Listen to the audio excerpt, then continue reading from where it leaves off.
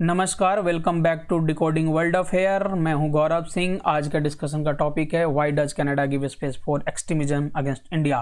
Canada extremism को क्यों बढ़ावा देता है जो इंडिया के इंटीग्रिटी के खिलाफ काम करती है। इससे पहले कि हम इसके इन डेप्थ एनालिसिस में जाएं, पहले इसमें देख लेते हैं कि किन किन बातों पर डिस्कशन होगा। इसका पहला पॉइंट है कि जो रिसेंट कंट्रोवर्सी क्या है। दूसरा इसका जो मेन पॉइंट है कि आखिर कनाडा ऐसा स्पेस देता क्यों है। और तीसरा स्पेस है कि how does it impacts India's interest at large. जैसे कि अभी उससे पहले शुरू करें, एक एस जयशंकर साहब का एक कमेंट है कनाडा के ऊपर कि कनाडा एक्सट्रीमिज्म, सेपरेटिज्म और जो वायलेंट को एडवोकेट करते हैं उसको शरण देती है। तो अभी रिसेंट कंट्रोवर्सी ऐसा क्यों कहा, उस रिसेंट कंट्रोवर्सी में हम लोग जाते हैं। उससे पहले एक ब्रीफ में इसका एक ओवरव्यू लेते हैं कि आखिर ये मूवमेंट क्या है। हालांकि इसका ओरिजिन जो है, इसका ट्रेस जो है, इसके फुटप्रिंट्स जो हैं आज़ादी के टाइम पे भी मिलते हैं, आज़ादी के मूवमेंट के टाइम पे भी मिलते हैं। बट प्रोमिनेंट वन था जो पंजाबी सूबा मूवमेंट 1948 में शुरू हुआ था। इसका डिमांड ये था कि जो पंजाबी स्पीकिंग पीपल है उनके लिए एक सेपरेट स्टेट बनाई जाए, एक लिंग्विस्टिक बेसिस पे। हालांकि तब तो पॉसिबल नहीं हो पाया, बट 1966 में जाके ये चीज़ संभव हो पाया है जब पंजाब और हरियाणा दोनों अलग अलग हुए, तब ये जाके पॉसिबल हो पाया था। उसके कुछ ही सालों बाद पंजाब गवर्नमेंट एक रेजोल्यूशन लेकर आती है जिसका नाम है आनंदपुर साहिब रेजोल्यूशन। उसमें अपनी ऑटोनॉमी को एजर्ट करने की कोशिश करती है। इसको समझने के लिए हम लोग कश्मीर का रेफरेंस ले सकते हैं। मोर और लेस कश्मीर के पास जिस तरह का पावर था उस तरह के पावर को एजल्ट करने की कोशिश करती है। उसमें एक मोटा माटी चीज़ ये है कि वो अपने यहाँ तक इंटरनल कॉन्स्टिट्यूशन तक बनाने की मांग करती है। अमूमन उसी टाइम पे जनरल भिंडरवाला एक इमर्जिंग लीडर बनते हैं और सब्सिक्वेंटली बहुत सारा वायलेंस होता है। फिर ऑपरेशन ब्लू स्टार का एग्जीक्यूशन होता है। फिर इससे क्या होता है, एक बहुत अनफॉर्चुनेट इंसिडेंट होता है जिससे कि हमारे former prime minister Shrimati Indira Gandhi का असैसिनेशन होता है। और उसके बाद एक और बुरी चीज़ होती है कि एक सिख रायट होता है 1984 में। तो ये इसी सब का लिंक है कि जब असैसिनेशन हुआ था इंदिरा गांधी का, उसी चीज़ का अभी ऑपरेशन ब्लू स्टार के 39th anniversary, so called anniversary पे इस चीज़ को दिखाने की कोशिश की है एक मॉक ड्रिल के थ्रू, जिसमें इंदिरा गांधी को ऐसे और उनके जो बॉडीगार्ड्स हैं जो मार रहे थे उनको एक पुतले के थ्रू ये ऐसे दिखाने की कोशिश की गई है। इस पर इंडिया की प्रतिक्रिया जो है बहुत खरी रही है। तो अब देखते हैं इसके जो मेन टॉपिक है, why does Canada give space for extremism against India. ऐसा क्यों है, ऐसा क्यों कनाडा देता है। इसके बहुत सारे रीजन हैं, बट एक इसका रीजन ये भी है, इंडिया पाकिस्तान राइवलरी। अब इसको समझने के लिए हम लोग इस बात को समझते हैं कि इंडिया पाकिस्तान राइवलरी में कि कनाडा का जो लॉ है बहुत वीक है। इस बात को ISI और पाकिस्तान की जो करंट डिस्पेंसेशन है बहुत अच्छे से समझती है और इसका पूरा इस लूप होल का पूरा फ़ायदा उठाने की कोशिश करती है, जिसके तहत जितने भी सेपरेटिस्ट लीडर हैं जो पाकिस्तान में थे उनको भेजती है ताकि वो एक लिंक एस्टेब्लिश कर पाए जो सिख पॉपुलेशन है कनाडा में। बट एक सवाल खड़ा होता है कि why does Pakistan choose this way. आखिर पाकिस्तान यही तरीका क्यों अपना रही है, डायरेक्ट कन्फ्रंटेशन क्यों नहीं कर रही है। तो हम लोग जानते हैं कि 1971 वार के बाद पाकिस्तान एक बात बहुत अच्छे से समझ गया था कि डायरेक्ट कॉन्फ्रंटेशन इंडिया के साथ उसके बस की नहीं है। उसी समय एक पॉलिसी अडॉप्ट करता है जिसको कहते हैं bleed India by 1000 cuts, bleed India by 1000 cuts. तो उसके बाद जितने हैं वो सारे प्रॉक्सी एक काइंड ऑफ वार शुरू करती है। तो उसी का एक ये भी एक हिस्सा है। जैसे हम अभी देखते हैं कि एक रेगुलर इंटरवल पे टेररिज्म होता है इंडिया में, ऐसे उसी का एक हिस्सा ये भी है कि अब इस तरह से होता क्या है कि पाकिस्तान से ब्लेम खत्म हो जाता है। जैसे डायरेक्ट कन्फ्रंटेशन होता है, कोई पुलवामा हो, पठानकोट हो, कुछ ऐसी चीज़ें हो तो ब्लेम जाता है। बट इस तरीके में वो ब्लेम भी खत्म हो जाए पाकिस्तान के ऊपर। दूसरा चीज़ है कि सिख कम्युनिटी एक बहुत रिच कम्युनिटी है, वो सेल्फ फाइनेंस करने के काबिल है। तो पाकिस्तान के ऊपर जो फाइनेंशियल बर्डन आता है वो भी नहीं आता। अदरवाइज अगर किसी कंट्री को ये काम करना होता तो उसको फाइनेंस करना पड़ता है बहुत अच्छे तरीके से, तो थोड़ा कम करना पड़ेगा, बट बहुत कम करना पड़ेगा। तीसरा, FATF वगैरह में बहुत सारे अभी इशू चल रहे हैं जिसकी वजह से इन्वेस्टमेंट में बहुत ज़्यादा प्रॉब्लम आते हैं, उनकी इकॉनमी में प्रॉब्लम आती है, तो इस चीज़ से भी थोड़ी सी राहत मिलती है। That's why Pakistan choose this way. इसके अलावा जो नेक्स्ट रीजन है कि एक पॉलिटिकल कंपल्सन है कनाडा का। जैसे जस्टिन ट्रूडो जो लिबरल पार्टी है कनाडा में, he got only 150 seats in जो कि 13 कम था मेजोरिटी से। तो उन्होंने एक कोएलिशन बनाया न्यू डेमोक्रेटिक पार्टी से जिसके लीडर हैं जगमीत सिंह, ये एक सेपरेटिस्ट लीडर हैं। अब ऐसे में उनका ये पॉलिटिकल कंपल्सन बन जाता है कि उनका उस चीज़ों पे वो साइलेंट रहें। और ये चीज़ हम देखते हैं कि जैसे इंडिया पाकिस्तान में इलेक्शन होता है, तो पाकिस्तान में जब भी इलेक्शन होगा तो इंडिया को एज ए वॉइस यूज किया जाएगा कि पॉलिटिकल कैंपेन में यूज करने के लिए। इंडिया में भी कभी कभी देखा जाता है पाकिस्तान का नाम लिया जाता है ताकि वोट को पोलराइज किया जा सके। सिमिलर थिंग अगर पंजाब और कनाडा में देखें तो इलेक्शन के पहले ट्रूडो आते हैं, इंडिया आते हैं, वो गोल्डन टेम्पल ही जाते हैं और बहुत कम जगह जाते हैं और ये अपने अटैचमेंट को शो करते हैं। सिमिलरली 2017 का शायद बात है, इलेक्शन के तुरंत पहले कैप्टन अमरिंदर सिंह भी कनाडा को विजिट करते हैं। तो ये पॉलिटिकल एक कंपल्सन्स भी है जिसकी वजह से कनाडियन गवर्नमेंट साइलेंट रहती है। और इसी का स्पिल ओवर इफेक्ट है कि पॉलिटिकल जो कनाडियन अथॉरिटी है वो बहुत इग्नोरेंट है। जो इनफैक्ट हमने इंडिया कनाडा एक्सट्रेडिशन 1987 भी साइन किया हुआ है, इसके बावजूद इस चीज़ का पालन नहीं हो पाता क्योंकि एक डोमेस्टिक इशू भी इसके साथ एसोसिएटेड है।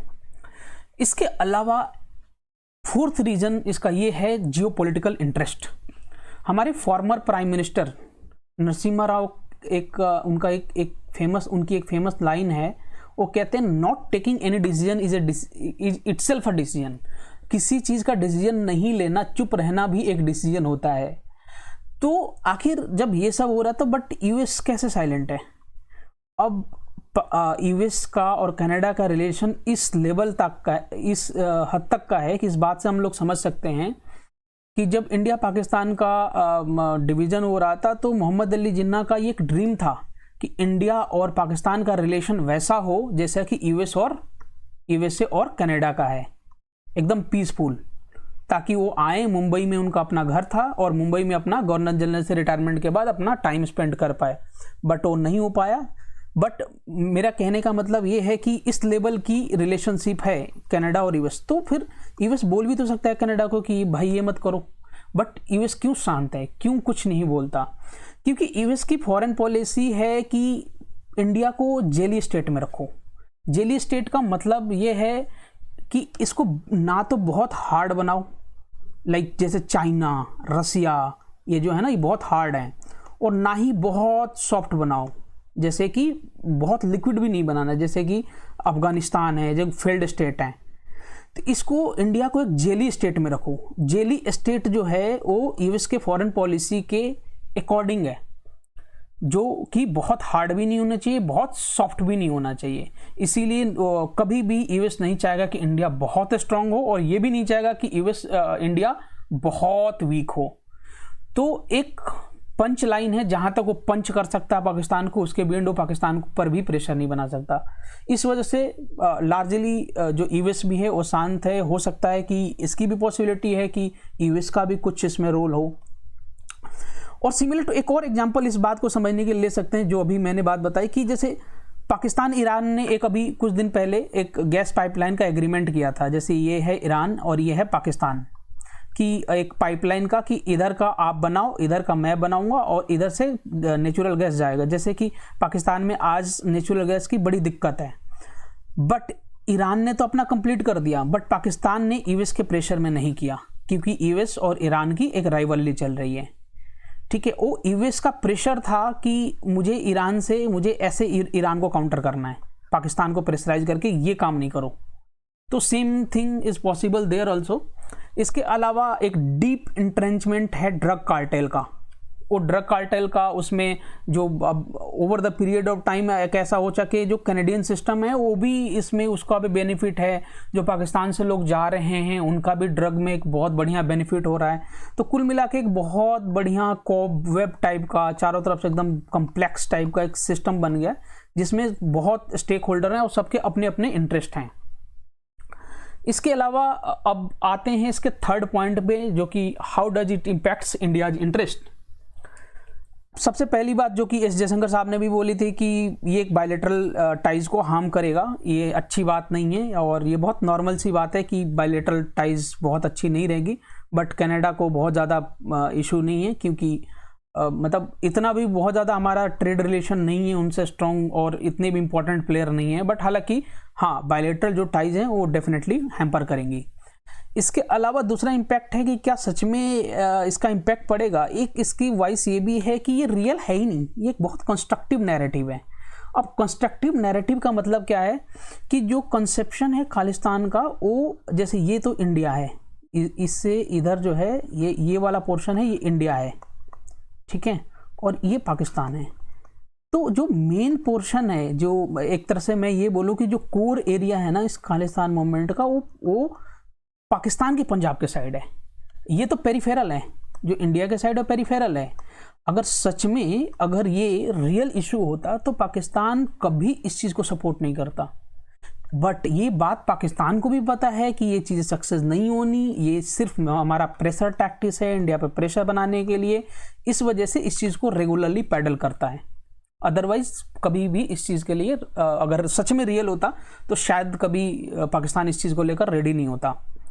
इसके अलावा इसकी जो थर्ड इसका इम्पैक्ट है कि राइजिंग कॉम्युनलिज्म, जैसे कि अभी बहुत सारे ब्लास्फेमी के हमने अभी केसेस देखे और कॉम्युनल इवेंट्स देखें और कॉम्युनल स्लोगन्स देखे, तो एक ये भी एक इसका इम्प्लीकेशंस है, निगेटिव इम्प्लीकेशंस है। इसके अलावा एक हमारा चौथा कंसर्न है सिक्योरिटी का, जिसमें इलीगल वेपन है, इलिसिट ड्रग ट्रैफिकिंग है, और ये सब आज टेक्नोलॉजी के ज़माने में ये क्या कहते हैं ड्रोन के थ्रू, पहले तो बड़ा मुश्किल हुआ करता था जब ड्रोन नहीं था कि बॉर्डर से इस दर से टनल बनाओ, इधर जाओ, पकड़े जाने मारे जाने का बहुत खर्चा, बहुत खतरा रहता था। बट अभी क्या है, एक ड्रोन में करके, और यूजुअली मतलब आई थिंक कि हर वीक में आप कहीं ना कहीं बीएसएफ के लोग इस चीज़ को पकड़ते हैं। जैसे कि अभी हमने एक द हिंदू में देखे कि 4 दिन के अंदर 5वां ये इस तरह के बॉर्डर, पंजाब के बॉर्डर पे पकड़ा गया था ड्रोन। तो ये एक हमारी इंटरनल सिक्योरिटी के लिए भी थ्रेट है, हालांकि वैसे रियल नहीं है बट कहीं ना कहीं हमें हार्म जरूर कर रहा है। इसके अलावा पंजाब के फ्यूचर के लिए भी सही नहीं है, क्योंकि इस तरह से poor law and order investor को हमेशा डीमोटिवेट करता है, और जब भी डीमोटिवेट करेगा तो फिर अनएम्प्लॉयमेंट बढ़ेगी। जब अनएम्प्लॉयमेंट बढ़ेगी तो इसका एक्सप्लेनेशन गलत तरीके से किया जाएगा, जैसे कि अभी किया जाता है कि माइग्रेंट्स ही इसके लिए कारण है, जो कि जिसकी वजह से उनका सारा जॉब जा रहा है। बट रियल नहीं, जब क्योंकि एक पीरियोडिक लेबर फोर्स के रिपोर्ट देखें तो पंजाब का अनएम्प्लॉयमेंट रेट नेशनल एवरेज से भी ज़्यादा है। तो देयर इज़ ए प्रोबेबिलिटी कि जो पॉलिटिकल क्लास है या फिर जो एक अनसोशल एलिमेंट्स हैं उस चीज़ को मिसयूज करें कि भाई इसका रीज़न, अनएम्प्लॉयमेंट का रीज़न वो लोग हैं जो माइग्रेंट्स हैं, आके उनके जॉब्स को ले रहे हैं। तो हमने 3 चीज़ों के बारे डिस्कस किया कि ये मूवमेंट के अभी रिसेंट कंट्रोवर्सी क्या है, थोड़ी सी बैकग्राउंड के बारे में डिस्कशन किया। उसके बाद हमने डिस्कशन किया कि अगर कनाडा ऐसा क्यों करता है। उसके बाद तीसरा डिस्कशन किया कि how it impacts India's interest at large. Thanks a lot, और आई विल सजेस्ट कि आप इस चीज़ को शेयर करें। जैसा कि डॉक्टर अम्बेडकर कहते हैं कि idea needs propagation as much as plant needs watering, otherwise both will wither and die.